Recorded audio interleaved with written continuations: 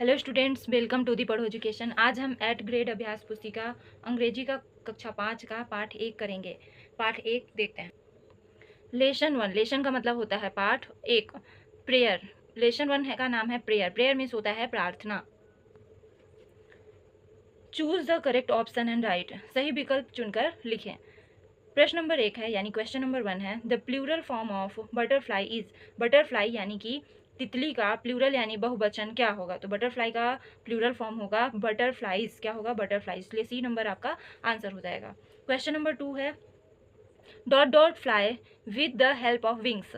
Wings के help से यानी विंग्स यानी होता है पंख की मदद से उड़ते हैं। कौन उड़ते हैं? तो बर्ड्स उड़ते हैं। कौन उड़ते हैं? बर्ड्स। बर्ड्स यानी होता है चिड़िया।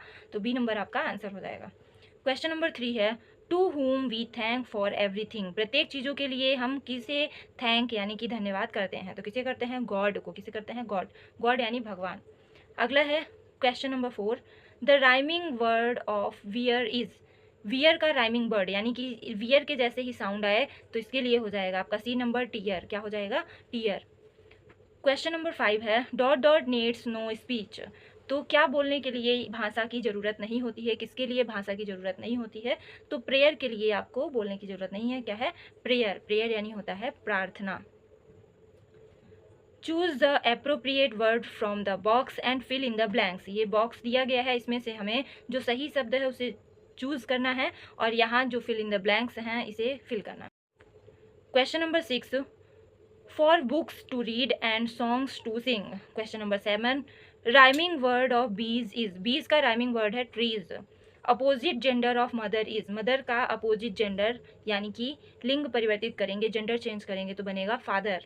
क्वेश्चन नंबर 9 है, बी डॉट डॉट यानी thank you God. B thank you God, हम भगवान को धन्यवाद देते हैं।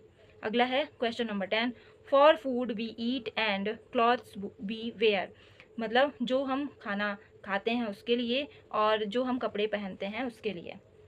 अगला क्वेश्चन है वेरी शॉर्ट टाइप क्वेश्चन है। क्वेश्चन नंबर 11 है, write the names of the relatives mentioned in the poem. Poem में किन किन रिलेटिव्स के बारे में बताया गया है उनके बारे में लिखना है। तो उसमें बताया गया है father, mother, brother and sister के बारे में। क्वेश्चन नंबर 12 है, write the plural form of the bird. Bird का प्लूरल फॉर्म होगा बर्ड्स। क्वेश्चन नंबर 13 है, what is the colour of grass. The colour of grass is green. Grass का colour क्या है? तो ग्रास का कलर है ग्रीन। ग्रीन यानी कि हरा। Question number 14, right the rhyming word for trees. Trees के लिए राइमिंग वर्ड क्या होगा? तो हो जाएगा ट्री के लिए क्या होगा? तो बी। क्या हो जाएगा? बी। क्वेश्चन नंबर 15 है, rearrange the letters and make meaningful words. ये जो लेटर्स हैं ये अरेंज नहीं है, व्यवस्थित नहीं है, इन्हें व्यवस्थित करके एक मीनिंगफुल यानी कि अर्थपूर्ण शब्द बनाना है। तो इसमें से बनेगा क्लॉथ्स, CLOTHES।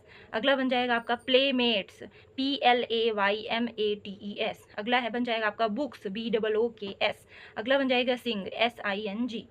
क्वेश्चन नंबर 16 है, right any 3 things given by God. भगवान द्वारा दी जाने वाली 3 चीज़ों का नाम लिखना है। तो हम लिख देते हैं books, food, home. Question number 7 है, what has God given us to read. भगवान ने हमें पढ़ने के लिए क्या दिया है? God has given us books to read. भगवान ने हमें किताबें दी हैं पढ़ने के लिए। Question number 18, underline the plural word and write them.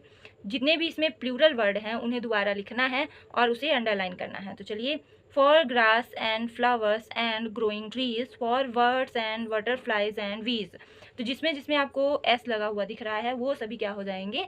Plural हो जाएंगे। तो पहला हो गया फॉर ग्रास एंड फ्लावर्स, तो यहाँ फ्लावर्स जो है ये क्या है? प्लूरल है। एंड ग्रोइंग ट्रीज, तो यहाँ ट्रीज क्या है? प्लूरल है। फॉर वर्ड्स, तो यहाँ वर्ड्स जो है प्लूरल है। एंड बटरफ्लाइज, बटरफ्लाइज प्लूरल है। एंड बीज, बीज भी क्या है आपका? Plural. Next question, look at the picture given below and answer the following questions in 3 to 5 sentence. ये जो पिक्चर बना हुआ है, चित्र बना हुआ है, इसे देख करके हमें 3 से 5 वाक्य लिखने हैं। ठीक है, एक दिया गया है यहाँ पे, 1 इज डन फॉर यू, यहाँ पे बताया है। पहला दिया गया है, there is a mango tree, मतलब यहाँ पे एक आम का पेड़ है। ये क्या है? आम का पेड़। तो बोल रहा है there is a mango tree. और यहाँ पे हमें क्या दिख रहा है? बहुत सारे वर्ड्स दिख रहे हैं। तो हम लिख देते हैं there are many words. Many यानी कि बहुत सारे। ठीक है, बर्ड्स, यहाँ पे बहुत सारे वर्ड्स हैं। अगला क्या दिख रहा है हमें, बटरफ्लाइज दिख रही हैं, यहाँ पे बटरफ्लाई, यहाँ पे तो हम लिख रहे देते हैं there are many butterflies. Next क्या लिख रहे हैं, फ्लावर्स, यहाँ देखिए हमें बहुत सारे फ्लावर्स दिख रहे हैं तो लिख देते हैं देयर आर मैनी फ्लावर्स। यहाँ पे एक लड़की दिख रही है, एक लड़का भी दिख रहा है तो हम लिख देते हैं देयर इज अ गर्ल, तो यहाँ पे क्या है, एक लड़की है। क्वेश्चन नंबर 20 है, read the following poem carefully and answer the question given below. यहाँ नीचे क्वेश्चन पूछे गए हैं, उनके आंसर भी देने हैं, तो पहले हम पोएम पढ़ लेते हैं। God grant us strength wisdom and kindness in our daily journey, guide us through challenges and may love and compassion prevail in our hearts। Question number first है, pity of someone who is suffering is, मतलब कि जो suffering यानी कि जो दुख में हो उनके लिए जो दया होती है उसे कहा जाता है काइंडनेस। क्या कहा जाता है, काइंडनेस। क्वेश्चन नंबर सेकेंड है, what does the poet ask God to grant him, मतलब कि पोएट क्या देने के लिए बात कर रहा है भगवान से। The poet asked to grant him strength wisdom and kindness, strength यानी ताकत, विजडम यानी बुद्धिमत्ता, काइंडनेस यानी दयालुता। तो ये इन तीनों चीज़ों को जो पोएट है भगवान से मांग रहा है।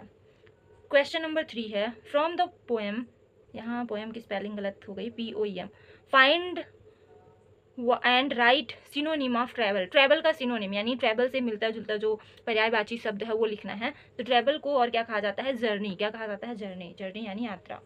कंप्लीट द लाइन्स, यहाँ पे जो लाइन्स हैं इसे कंप्लीट करना है, वो यहीं पे दिए गए हैं, पोएम से ही है, तो यहाँ देख लेते हैं।